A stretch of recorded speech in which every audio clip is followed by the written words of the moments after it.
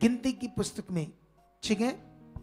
वहां पर जानते क्या हुआ, वहां पर जब इजरायली मिस्र की गुलामी से निकले तो उन्होंने रास्ते से 2 देश थे और उन देशों से निकलकर आगे जाना था, जो परमेश्वर ने देश देना था, जगह देना थी, वहां तक पहुंचना था। लेकिन उन्होंने उनसे बात की राजा कि हम तेरे बाहर बाहर देश से, तेरी फिरनी से, है ना, निकल जाएंगे, सीमा से। उसने सीमा तक भी नहीं आने दिया। लेकिन युद्ध हुआ और दोनों देशों के राजाओं को परास्त कर दिया, क्योंकि इनके साथ कौन था? परमेश्वर था इजरायलियों के साथ। अब ये लोग कहां पर आ गए, ये थोड़ा सा मैं आपको पढ़ाना चाहता हूं ताकि आपको ऐसी चीज समझ आ जाए। यहां पर आपके लिए बड़ा एक पॉइंट है जो आपके अंदर बैठना क्या है, जरूरी है, ठीक है। ऐसे लिखा, देखो, तब इजरायलियों ने कूच करके यरीहो के पास जर्दन नदी के इस पार जो मोआब के इराबा में डेरे खड़े किए। तो ये जर्दन नदी के पास मोआब अराबा एरिया है जो लगभग इजराइल में था, ठीक है। वहां पर अपने डेरे खड़े किए है। लेकिन उस देश का उस समय जो राजा था ब्लाक, कौन था? सिप्पोर का पुत्र। वो, क्योंकि कुछ जब 2 राजाओं को परास्त किया तो दूसरे राजाओं को पता नहीं चलेगा कि ऐसे इजरायलियों ने 2 राजाओं को परास्त कर दिया, खत्म कर दिया उस देशों को, ठीक है। तो ये राजा भी डर गया जब इसकी सीमा पर डेरे लगाए। लेकिन ये राजा, याद रखना, जानता था कि उस देश में एक नबी था, उसका नाम था बिलाम। क्या था? ये राजे ने सोचा कि यहोवा का जो नबी है बिलाम, क्योंकि जो परमेश्वर के नबी थे उस समय जो वो बोलते थे वो होता है। उसने कहा तुम मेरे लिए इन इजरायलियों को श्राप दे ताकि श्रापित हो जाए और मुझसे मेरे देश में कुछ गड़बड़ ना कर पाए, और ये अगर युद्ध भी हो तो हार जाएं। तो मेरे लिए, और उसने इस, जब तुम पूरा पढ़ोगे तो बिलाम भविष्यवक्ता को, है ना, राजा, जैसे अभी ये देश है, ठीक है, इंडिया, इसका राजा कौन है? मोदी, ठीक है। अगर मैं एक भविष्यवक्ता हूं, वो मुझे कहे कि मैं तुम्हें गृह मंत्री बनाऊंगा, तुम्हें बड़ा पद दूंगा, सोने चांदी से तेरा घर भर दूंगा मुझे, और ये भविष्यवाणी कर या ऐसा कर, मुझे ऐसा कहा। लेकिन इसी तरह से उसने बिलाम को ये अपॉर्चुनिटी दी। लेकिन जब तुम 22, 23, 24 तीनों अध्याय को पढ़ोगे तो तुम्हें ऐसा महसूस होगा यहां पर कि जो बिलाम है उसने उस अपॉर्चुनिटी को नहीं माना, ऐसे महसूस होगा, ठीक है। पूरी तरह क्लैरिटी मिलेगी तुम्हें 3 अध्यायों में कि उसने राजा की बात को नहीं माना, उसने यहोवा की बात को माना। लेकिन जब वो, फिर भी उसने ये कहा था कि तुम आज की रात रुक जाओ, मैं यहोवा से पूछूंगा, ठीक है, उसकी क्या इच्छा है। लेकिन उसने जब यहोवा से प्रार्थना की तो यहोवा, ऐसे लिखा था, यहोवा ने कहा वो मेरे लोग हैं, तुमने उन्हें श्राप नहीं देना, आशीष देना है। फिर उसने उनके कर्मचारियों से कहा ना, जो यहोवा ने कहा मैं वो करूंगा, क्योंकि यहोवा अपने लोगों को आशीष देना चाहता है, श्राप। फिर उन्होंने और बड़े दल को भेजा, और बड़ी अपॉर्चुनिटी दी, और बड़ा लालच दिया उसे, फिर भी लिखा उसने नहीं लिया। लिखने में तो ऐसा है, लेकिन बाइबल में लिखा है फिर भी वो उनके साथ जब जाता है राजे के पास, ठीक है, क्योंकि यहोवा ने कहा तू जा राजा के पास जा, लेकिन जब वो तुम्हें कहेगा वो ना मानना, तू उनको आशीष देना लोगों को। वो जाता है तो रास्ते में जिस गदी पर बैठा है वो गदी भटक कर रास्ते से एक नुक्कड़ में, दीवार में सट जाती है, और इसको बड़ा गुस्सा आता है, तलवार लेकर उसे मारने लगता है, सॉरी तलवार लेकर नहीं, लाठी लेकर, कुछ ऐसी चीज लेकर कि मैं कभी में गुस्सा आ जाता है उसको। लेकिन वो मनुष्य की बोली में बोलती है, कई बातें होती है। फिर वहां एक स्वर्गदूत को देखकर वो डर गई थी, उसके हाथ में तलवार थी। लेकिन वहां पर पढ़ने से जो मैं तुम्हें समझा रहा हूं कुछ समझ में नहीं आया, गदी क्यों भटकी और क्यों गदी, और फिर वो स्वर्गदूत उससे बातें करता है। अगर पढ़ने में लगेगा तो इतना कोई कसूर नहीं लग रहा उसका, इतना कोई बड़ा कसूर बिलाम भविष्यवक्ता का नहीं लग रहा। लेकिन हमें कैसे पता चलेगा कि क्यों उसकी गति भटक कर नुक्कड़ में सट गई और मनुष्य की बोली में बोलने लगी। उसने कहा मैं इतने सालों से तुम्हारे साथ वफादार हूं, तो आज क्या मैंने तुझे दुख देना था, तुम्हारे साथ दगा करना था, ऐसी बातें हुई। मैं तो स्वर्गदूत को देखकर डर गई। फिर स्वर्गदूत भी दिखा उसे बिलाम को, उसके हाथ में तलवार थी। फिर उसने उससे कहा कि तू यहोवा के मार्ग में सिद्ध हो जा और जो तुम्हें यहोवा के वही करना। फिर वो दंडवत करता है, फिर आगे जाता है, जो यहोवा कहता है वो करता है। इससे ज्यादा समझ नहीं आती क्या हुआ है, बोलो तो कैसे आपको समझ आएगी। इसीलिए या तो आपको पूरा बाइबल में जब भी कोई टॉपिक को समझना तो पूरा रचना, उसे बोलते हैं संदर्भ, या इंग्लिश में बोलते हैं कॉन्टेस्ट। हालेलुया। कभी भी तुम किसी एक आधे वचन को लेकर मतबल नहीं बनाना। बोलो किसी भी वचन को, ऐसा नहीं तुम किसी भी वचन को पकड़कर उसका मतबल बना दो। कॉन्टेस्ट को समझना पड़ेगा, रचना को समझना पड़ेगा। कभी कभी तो पूरी रचना में 2, 3, 4 अध्याय में भी उसका आंसर नहीं मिलता, उसका आंसर मिलता है कहीं दूसरी जगह पर बाइबल में। आपको समझ आया? तुम जाकर आपका टॉपिक पूरा होगा तब तुम्हारा वचन जो खुदा ने दिया तुम्हें सही विश्वास करने में क्या देगा, समझ देगा। तो हमारा विश्वास बड़ी इंपॉर्टेंट चीज है। इसको पतरस ने बताया। पतरस ने कहा तुम्हारा परखा हुआ विश्वास, मतलब परखा हुआ विश्वास मतलब तुम्हारा विश्वास परमेश्वर परखेगा कैसा है। नहीं नहीं, परखेगा मतलब ये होता है टेस्ट। बोलो जैसे तुमने पढ़ाई करते हो ना, जैसे आप कोई पढ़ते लिखते हो तो पढ़ाई करते हो, तो एक दिन तुम्हारे क्या होते, एग्जाम। क्या होते हैं? उसको टेस्ट बोलते हैं ना। जो कुछ तुमने पढ़ाई की उसका रिजल्ट लेना, उसके नंबर लेना, है ना, पोजीशन लेना, फायदा लेना, टेस्ट देकर, एग्जाम देकर। तो इसी तरह तुम्हारा जो विश्वास है उसका एग्जाम, कि जो तुम परमेश्वर के साथ कर रहे हो उसका रिजल्ट लेना। उसको पतरस ने ऐसे लिखा, तुम्हारा परखा हुआ विश्वास नाशवान सोने से जो भट्टी पर ताया गया है उससे भी कहीं अधिक मूल्यवान है। आमीन। मेरा बरकत भी मेरी। अगर तुमने मुझसे पहले ध्यान नहीं दिया, आमीन बोलकर ऊंचा रिसीव नहीं किया इस बरकत को, मैं करता रहूंगा और मेरी बरकत बढ़ती जाएगी। हालेलुया। कितने लोगों को बात समझ आ रही है? आ रही है ना? तो ये बड़ा विषय आपके लिए बाइबल। वो तो कुछ हमारे लोग तो बोल रहे हैं परमेश्वर तुम्हारी परीक्षाएं लेगा, परमेश्वर तुम्हें हालातों में देखेगा तुम मेरा बंदा है या नहीं। ऐसी शिक्षाएं और लोगों को और डाल रहे हो हालातों में, परेशानियों में, और लोग और हालातों में चले जाएंगे। समझ आई या नहीं आई? लेकिन मैंने ये एक वचन पतरस की बुक में पढ़ा तो वहां से मुझे समझ आया कि बिलाम ने अपॉर्चुनिटी को मान लिया था। उसके अंदर लालच आ गया था जो गिनती की पुस्तक में ढूंढ में भी नहीं मिलता हमें। आई समझ के नहीं आई? गति क्यों ऐसे भटकी, क्या हुआ, तो क्लैरिटी नहीं मिलती। लेकिन एक वचन से मुझे सारा होली स्पिरिट ने गाइड किया। वो वचन मैं तुम्हें पढ़ाता हूं। दूसरा पतरस की बुक में बिलाम के बारे में लिखा है। पतरस जो खुदा के आत्मा से भरा हुआ था, उसने ये बात को क्यों लिखा? अगर तुम 2:1 से पढ़ो, ठीक है, तो इसकी हेडलाइन हिंदी में आती झूठे शिक्षक। बोलो कैमरा कहां है? कैमरा लाओ, एक सिंपल हाथ वाला, ठीक है, जल्दी से। ये दूसरा पतरस देखो, दिखाओ।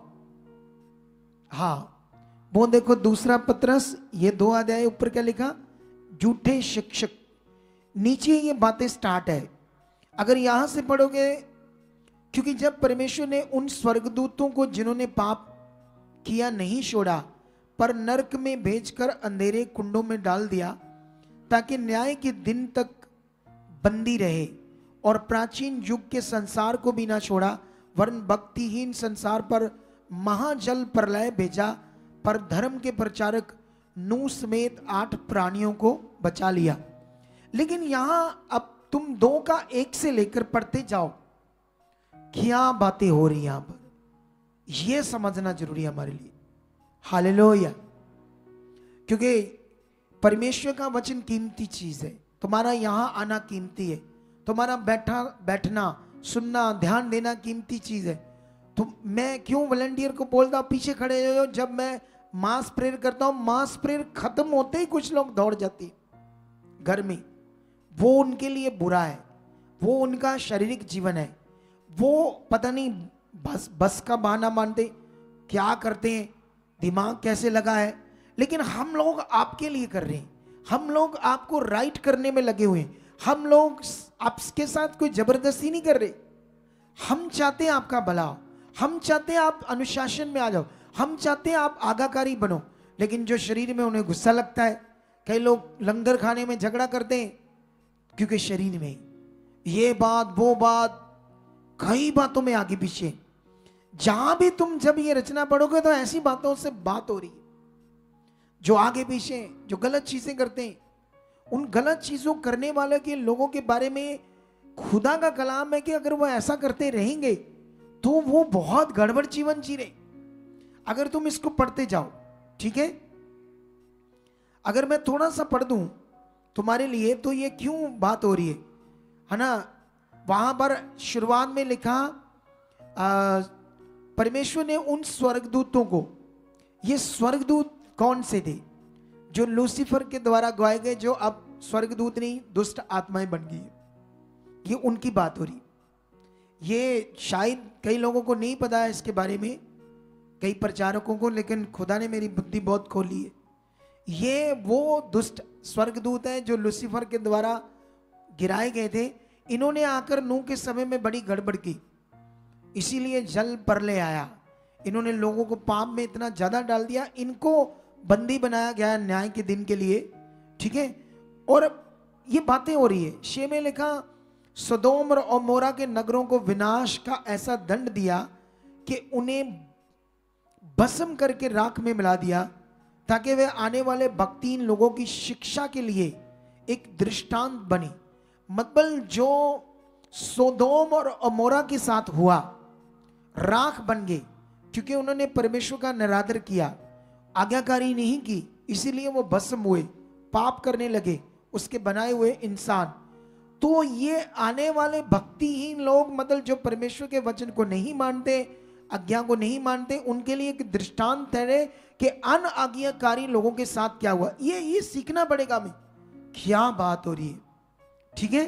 लेकिन ये बातें अगर तुम पढ़ते जाओ, अगर तुम और पढ़ो आगे, 7 में लिखा और धर्मी लूत को जो अधर्मियों के अशुद्ध चाल चलन से बहुत दुखीता छुटकारा दिया, क्योंकि मैं धर्मी उनके बीच में रहते हुए और उनके अधर्म के कामों को देख देख कर और सुन सुन कर हर दिन अपने सच्चे मन को पीड़ित करता था।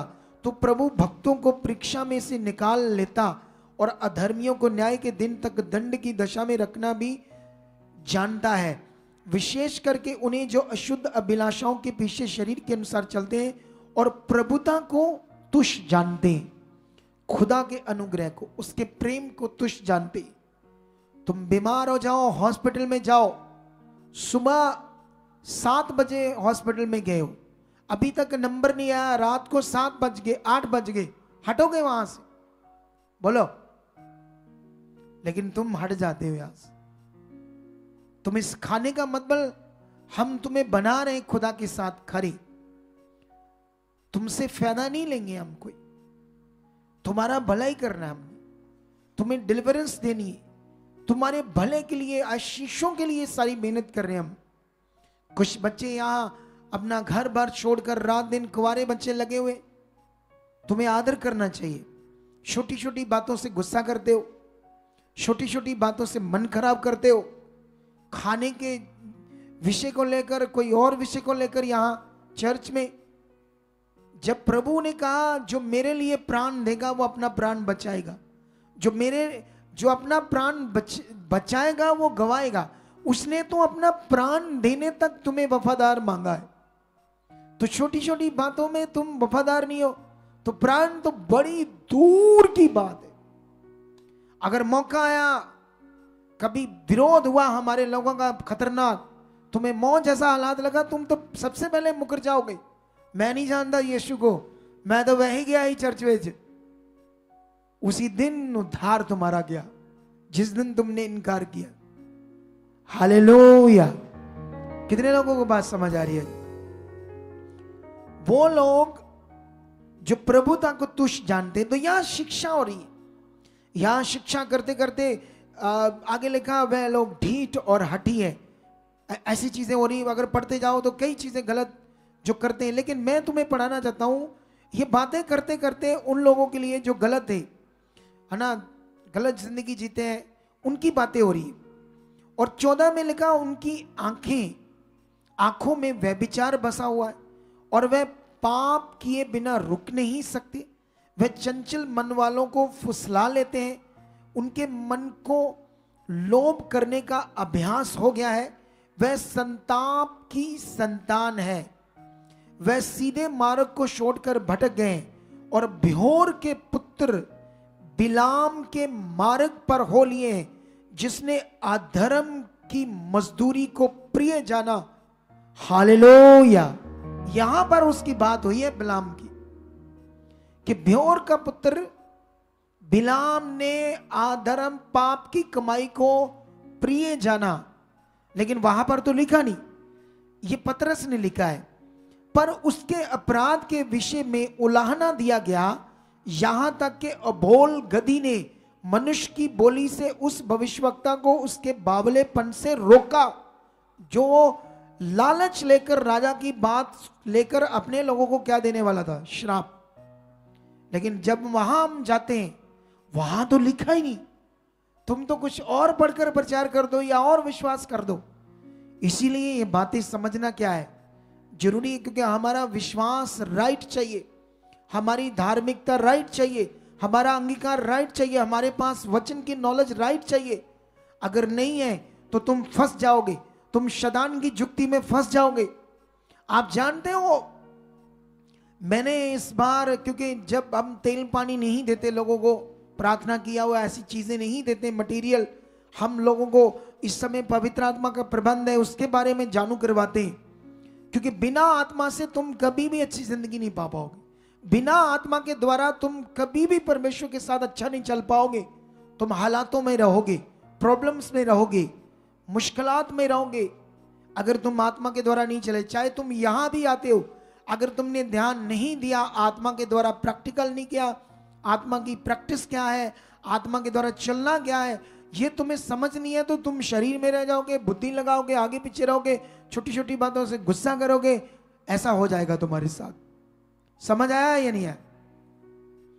लेकिन इसीलिए तुम्हें क्या करना पड़ेगा, आज मैं इस थर्सडे को, आई डोंट नो कितने लोगों ने थर्सडे का वचन सुना, तुम्हारे पास टाइम था, तुम्हें मन मारना होगा, अपनी देह की क्रियाओं को मारना होगा, तुम्हारे पास टाइम था थर्सडे का वचन सुनने का, लेकिन तुमने सुना नहीं, क्योंकि तुम्हारी शरीर की देह की क्रियाएं काम करती रही, फालतू कामों में, फालतू बातों में, फालतू फोन देखने में, लेकिन खुदा का वचन सुनने में, बाइबल पढ़ने में ध्यान नहीं दिया।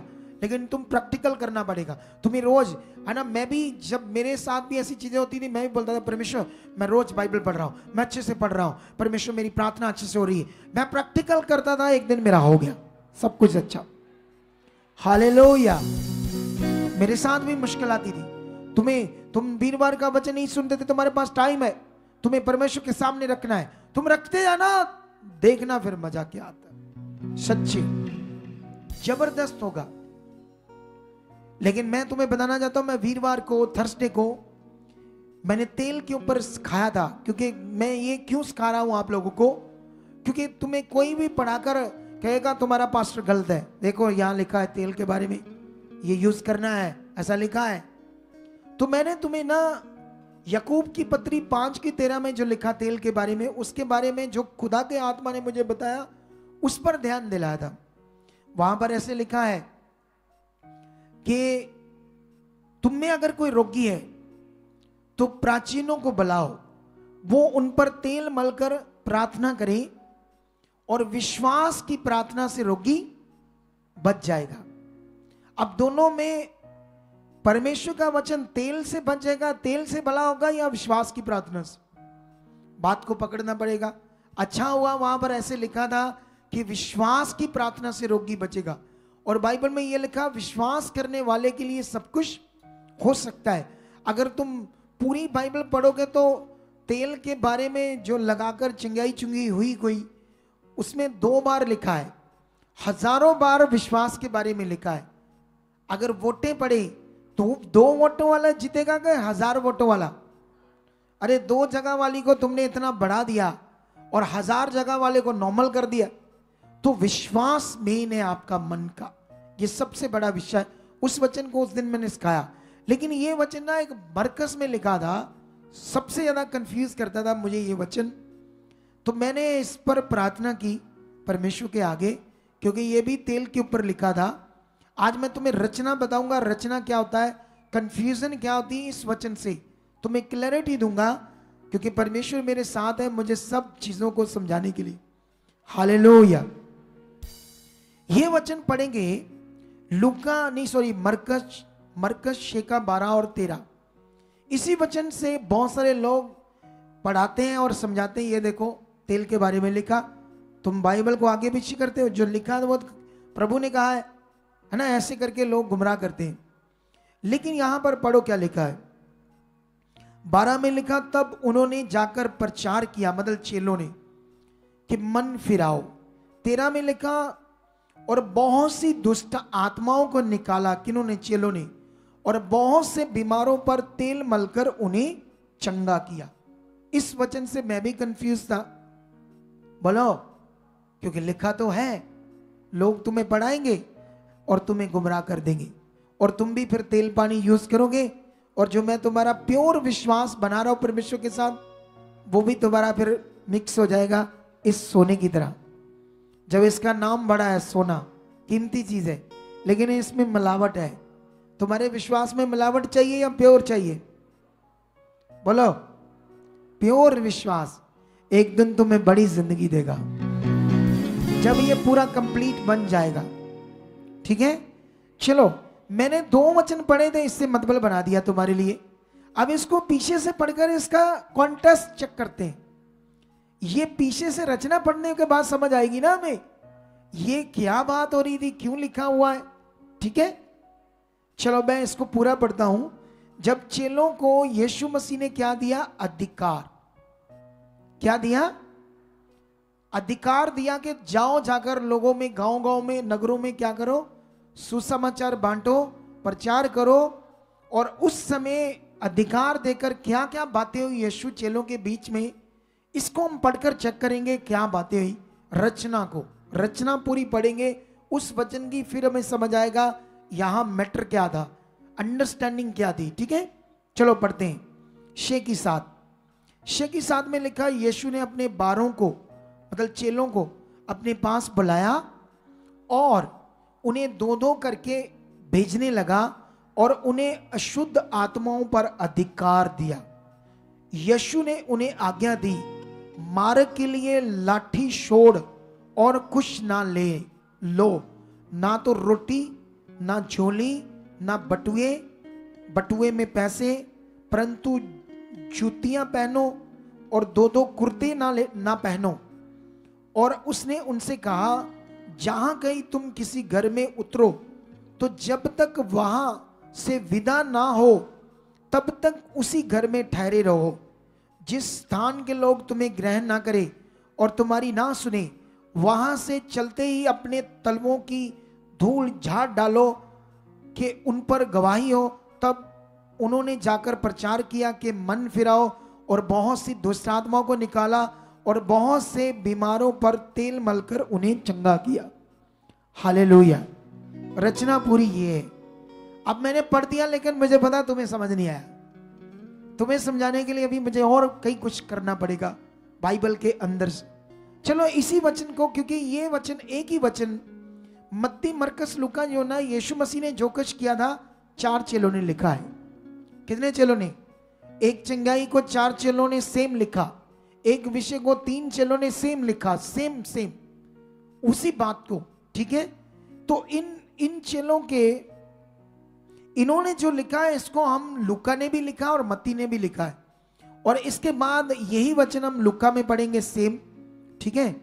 तो चलो हम लूका में चलते हैं, 9:1 से पढ़ते क्या लिखा यहां पर, परमेश्वर का वचन क्या कह रहा है। 9:1 से पढ़ते क्या लिखा, 6 तक।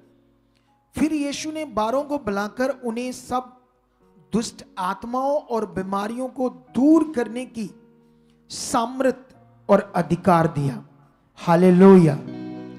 और उन्हें परमेश्वर के राज्य का प्रचार करने और बीमारों को चंगा करने के लिए भेजा। यीशु ने उनसे कहा, मार्ग के लिए कुछ ना लेना, ना तो लाठी लेना, ना झोली, मतलब झोला, झोली उसको बोलते हैं, झोले को, झोले किसको बोलते हैं हिंदी में, हाँ झोला, जो बैग लेते हैं हम ना कोई सामान रखने के लिए।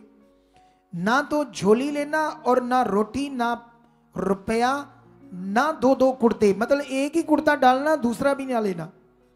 जिस किसी घर में तुम उतरो वही रहो और वहीं से विदा हो। जो कोई तुम्हें ग्रहण ना करे, उस नगर से निकलते हुए अपने पांव की धूल झाड़ डालो कि उन पर गवाही हो। अतः वह निकलकर गांव-गांव सुसमाचार सुनाते और हर कहीं लोगों को चंगा करते हुए फिरते रहे। तो यहां पर वचन सेम है, सेम कॉन्टेस्ट है, लेकिन वहां तेल की लाइन है, यहां लूका ने तेल के बारे में नहीं लिखा। उसने जो अधिकार मिला था वही अधिकार के द्वारा लोगों को क्या किया, हील किया, चंगा किया, ऐसा लिखा। अच्छा, इसको मत्ती में भी देखते हैं, मत्ती 10 अध्याय, सेम वचन। उसके बाद मैं तुम्हें मेन पॉइंट पर लेकर आऊंगा, ठीक है, ताकि तुम्हें ये समझ आए। हाँ, इसको 10:5 से पढ़ते क्या लिखा। इन 12 को यीशु ने ये आज्ञा देकर भेजा, अन्य जातियों की ओर ना जाना और ना सामरियों के किसी नगर में प्रवेश करना, परंतु इज़राइल के घराने की खोई हुई भेड़ों के पास जाना और चलते चलते ये प्रचार करो, स्वर्ग का राज्य निकट आ गया है। बीमारों को चंगा करो, मरे हुओं को जिलाओ, कोढ़ियों को शुद्ध करो, दुष्ट आत्माओं को निकालो। तुमने सेंतमंद पाया, सेंत में दो। तुमने ये अधिकार मुफ्त में लिया है मुझसे, और इस काम को मुफ्त में करना है, इसके पैसे नहीं लेने, ठीक है। आगे 9 में लिखा, अपने बटुओं में, पटकुओं में ना तो सोना, ना रूपा पैसा और ना तांबा रखना। मारे के लिए ना झोली रखो, ना 2 कुर्ते, ना जूते, ना लाठी लो, क्योंकि मजदूर को उसका भोजन मिलना चाहिए। जिस किसी नगर या गांव में जाओ तो पता लगाओ कि वहां कौन योग्य है, और जब तक वहां से ना निकलो उसी घर में रहो। घर में प्रवेश करते हुए उनको आशीष देना। यदि उस घर के लोग योग्य होंगे तो तुम्हारा कल्याण उन पर पहुंचेगा या ठहरेगा, परंतु यदि वे योग्य ना हो तो तुम्हारा कल्याण तुम्हारे पास वापस लौट आएगा। जो कोई तुम्हें ग्रहण ना करे, तुम्हारी बातें ना सुने, उस घर या उस नगर से निकलते हुए अपने पांव की धूल झाड़ डालो। मैं तुमसे सच कहता हूं कि न्याय के दिन उस नगर की दशा से सदोम और अमोरा के देश की दशा अधिक सहने योग्य होगी। हालेलुया। अब मैंने 3 जगह से एक ही वचन को कॉन्टेस्ट से पढ़ा है, क्योंकि एक वचन वहां जो लिखा था तेल के द्वारा उन्होंने चंगाई की, उसको पढ़कर तो तुम्हें कोई भी पढ़ाएगा, तुम कहोगे हाँ लिखा लिखा लिखा लिखा। लेकिन जब मैंने पूरा कॉन्टेस्ट पढ़ा, मतलब खुदा के आत्मा ने मुझे समझाया, तो इसमें बहुत ताकत की बातें, सामर्थ की बातें।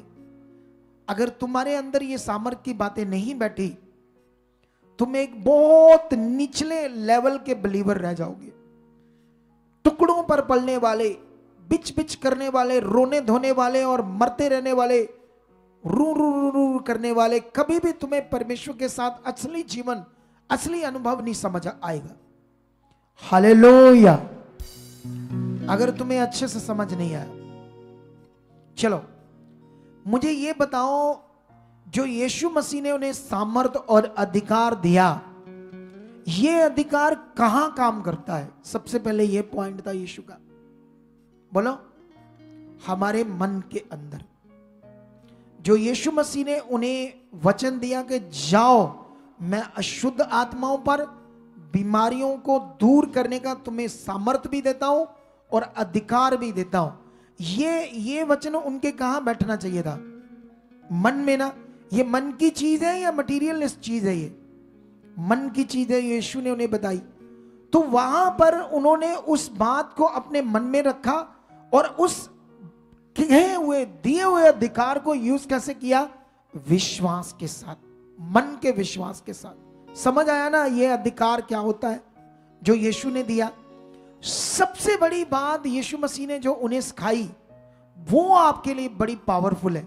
जो यीशु मसीह ने कहा, ना तो लाठी लेना, ना बटुए लेना, ना झोली लेना, ना 2 कुर्ते लेना, ना पैसे लेना, ना तांबा लेना, ना रोटियां लेना, कुछ भी साथ नहीं लेना।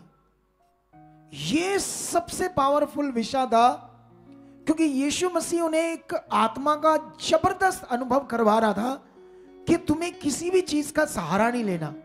ऐसा नहीं तुम जाओगे तो तुम्हें ऐसा लगेगा कि अगर हमें किसी ने खाना नहीं दिया काम करने के वक्त, तो हमारे पास क्या चाहिए? खाना चाहिए। तो उसने इतना डिपेंड करवाया खुदा के ऊपर, उनका आत्मिक अभ्यास इतना तगड़ा बनाया कि एक छोटी सी छोटी चीज का भी तुमने सहारा नहीं लेना है।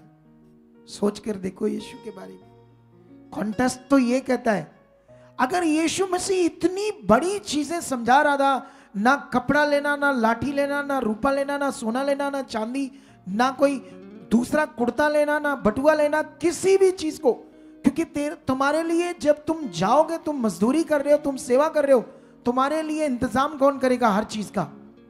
तो बताओ, वो तेल देगा यीशु? सोचो आप। बोलेगा चलो ये सारी चीजें नहीं लेना, ये एक सहारा ले जाओ, जब बात ना बने तो इसको यूज कर लेना तेल को। सोचो, सोच कर देखो आप। रचना ये होती है, रचना से कॉन्टेक्स्ट से हमें समझ आएगा एक्चुअली वचन क्या था और दुनिया में क्या हो रहा है, परमेश्वर के लोग क्या कर रहे। तुम्हें भी ऐसे बनना पड़ेगा, तुम्हें भी अपना सहारा अनदेखा परमेश्वर को बनाना पड़ेगा, तुम्हें भी आत्मा से ही चलना पड़ेगा। अगर तुम ऐसे बने नहीं, अरे लिखा तो बड़ा कुछ है यहां, इसीलिए तो कई अगुए इसी बात से फायदा ले रहे लोगों का। असल में जुड़ना पड़ेगा। मैं तुमसे हर एक से प्रैक्टिकल करवाऊंगा और बड़ी बड़ी गवाहियां तुमसे बन जाएंगी। आज हम गवाहियां सुन रहे थे ना 2 लोगों की। एक ने अपने सौरे पर प्रैक्टिकल किया जब वो बड़ा बीमार था। एक और बहन थी, वो दूसरा कौन था? है बेटे को प्रॉब्लम थी, है ना? तो दूसरा प्रैक्टिकल थे ये था। लेकिन तुम्हें यही करना, ये सच्चा ज्ञान है, ये खुदा का कलाम है। अगर तुमने इसको पकड़ा नहीं, तुम शरीर में रह जाओगे। इस समय तुम्हारे मन के अंदर कौन काम करेगा? हॉली स्पिरिट, पवित्र आत्मा। पवित्र आत्मा आपके मन की चीज है, ना कि तुम्हें मटेरियल चाहिए, चीजें चाहिए। अच्छा, जिनके पास चीजें उनका हाल पूछो, कितने हालातों में, कितने रोगों में, कितनी बीमारियों में, क्योंकि उनको भरोसा करना नहीं आ रहा, उनको परमेश्वर के साथ चलना नहीं आ रहा, उन्हें प्रैक्टिकल नहीं करना आ रहा अपना विश्वास। उनका विश्वास डाउट से भरा है, उनका विश्वास के अंदर गड़बड़ चल रही है। और इस मिनिस्ट्री में लोगों का प्योर विश्वास बनाया जाता है और डायरेक्ट खुदा के साथ जोड़ा जाता है। हमारे पास बहुत लोग आते हैं, इसको देखो, कहने को ये सोचती है कि जहां मैं जाती थी ना, वो सबसे सर्वश्रेष्ठ रास्ता है प्रभु का। ऐसी ये इसको खड़ा करो, ढीलो। अरे तुम, अरे अरे ये क्या बंदे हमारी? इसका मतलब हुआ कुछ बात करना है तो तुम लोग ढीले बैठे हो। माइक लो, कहां तुम्हारा? समझ रखो, समझ। अच्छा, तुम हमारी मिनिस्ट्री में नहीं आती थी? नहीं पापा, मैं फॉलो कर दी थी, मेरा मन करता ਹੁੰਦਾ ਸੀ बार-बार इधर ਨੂੰ कि मैं यही मिनिस्ट्री देखनी है, देखनी, लेकिन आते नहीं थे, कहीं और जाते थे। हाँ जी, कई लेकिन हम नाम नहीं लेंगे किसी मिनिस्ट्री का, क्योंकि सारी